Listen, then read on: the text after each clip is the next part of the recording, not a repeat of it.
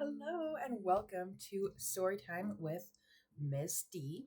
Today we are reading a cozy story. So, what I've done is I've lit a candle, I turned my music on, I put a cozy sweater on, and I even made myself a cup of warm coffee. So, while I'm introducing the book to you, if you have some time or if you need to pause the video, I would love if you got yourself into a really cozy spot. If you got a blanket, promise me you won't fall asleep while I read, but get yourself all cozy. And we're going to be talking about something special that we see in stories today.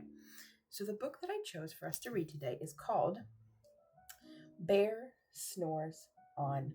And this book is one of my favorite books. I'll let you look at the cover really quick. See a bear and some other animals. This book was written by Karma Wilson and it was illustrated by a woman named Jane Chapman. So, what we're going to be focusing on today is something called sequencing. And you may have heard of this before, and you may not have heard of this before. And either way, that's okay. Today, we're going to be learning all about it. So, in some stories, actually, in all stories, there's always a beginning, there's always a middle, and there's always an end. So, we're going to be looking at this story, and we're going to see all the different parts of this story. After we're done reading in our classroom, you're going to be able to practice sequencing using this story, and you're going to do an activity with your friends. But first, what I want you to do is while I'm reading, listen carefully for the different parts of our story. I want you to think in your mind what's happening first, what's happening next, and what's happening last. And as we read, I'll ask you some questions to help you understand what I mean. I'm hoping you got your blanket ready, you're all cozy, and you're all ready to go. And we're going to start reading. Bear Snores On. I'm going to show you this picture in the beginning because I think it shows the cave of the bear. It shows some footprints to the cave. And I just think it would be so cozy to go into that cave and just take a little nap. Maybe not all winter like bears do when they hibernate, but maybe at least for a little. Bear snores on. In a cave in the woods, in his deep dark lair, through the long cold winter, sleeps a great brown bear. You see him right there?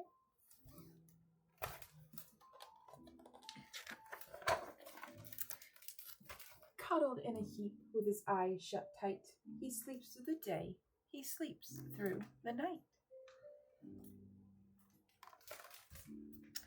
The cold winds howl and the night sounds growl, but the bear snores on. So, what is happening first in my story? I want you to think about it in your head. What do you notice about the beginning of the story? What's the bear doing? If you thought in your head that he's sleeping and he's all cozy and he's hibernating, you are right. That is the first part of our story. An itty bitty mouse, pitter patter tiptoe, creep crawls in the cave from the fluff cold snow. Can you imagine how cold that mouse must be? Mouse squeaks, too damp, too dank, too dark. So he lights wee twigs with a small, hot spark. This is the first thing I would do. I would start a fire so I could get all warm and cozy.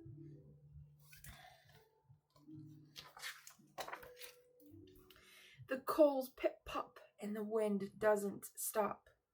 But the bear snores on. If you notice my cat, she's right here. She likes listening to stories too, but sometimes she needs to move around while she's listening. So if you see her sniffing at my book and looking at it, that's why. Two glowing eyes sneak peek in the den. Mouse cries, "Who's there?" And a hare hops in. A hare is another word for a rabbit. "Ho, Mouse," says Hare, "long time no see." So they pop white corn and they brew black tea. So we can see first the mouse came in and then the rabbit or the hare came in.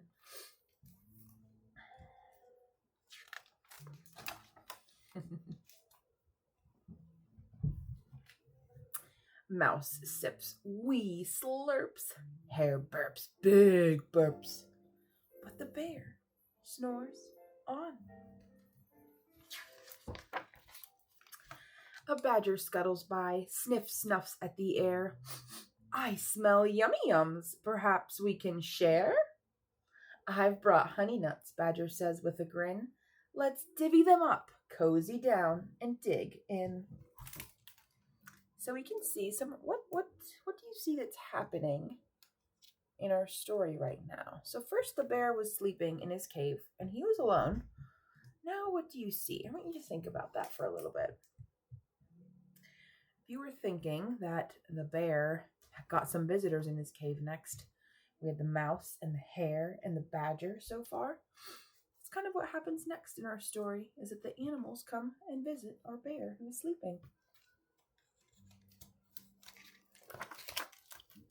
And they nibble and they munch with a chew, chomp, crunch.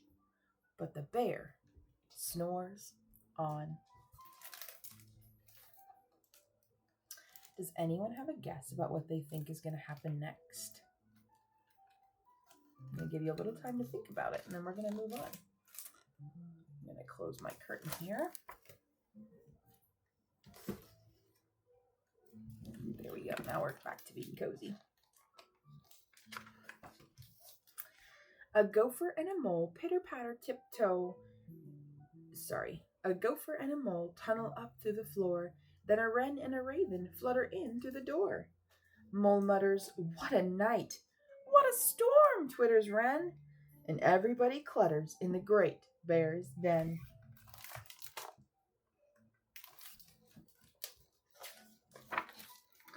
They tweet and they titter, they chat and they chitter, but the bear snores on. In a cave in the woods, a slumbering bear sleeps through the party in his very own lair. A lair is another word for a cave. You see the bear right here? All the animals are having a party and they're dancing, but the bear, he keeps sleeping. Does anyone think the bear might wake up? Hare stokes the fire. Mouse seasons stew. Then a small pepper flake makes the bear achoo! He blows and he sneezes, and the whole crowd freezes. Ooh.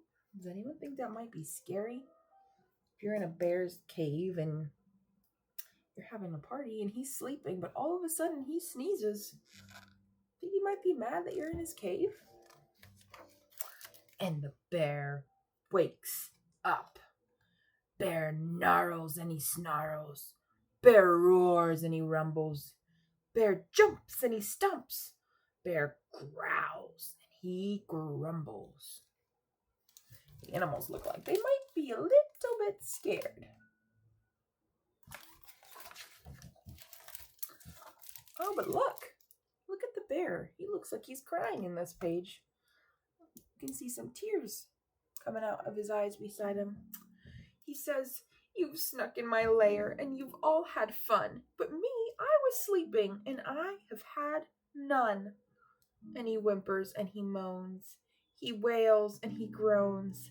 And the bear blubbers on.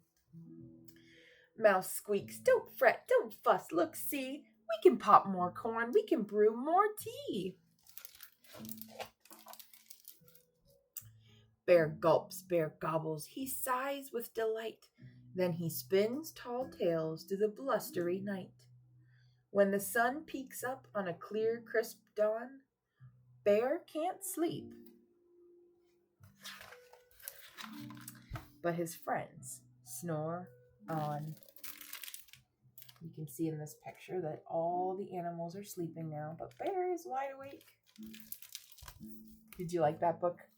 This is definitely one of my favorite books. So I want to talk a little bit about what we heard. So like we talked about first, the bear was sleeping in his cave all alone. And then, slowly but surely, animals came into his cave and more joined his cave until they were having a party, making stew, and then the bear wakes up. Finally, at the end of our story, Bear is up and he's awake and he's telling stories to all his animal friends, but then his friends fall asleep. So, those are the three main parts of our story. And what we're going to do is we're going to do an activity in class talking about all the different parts of our story. I hope you learned a little bit about sequencing, and I hope you liked my book.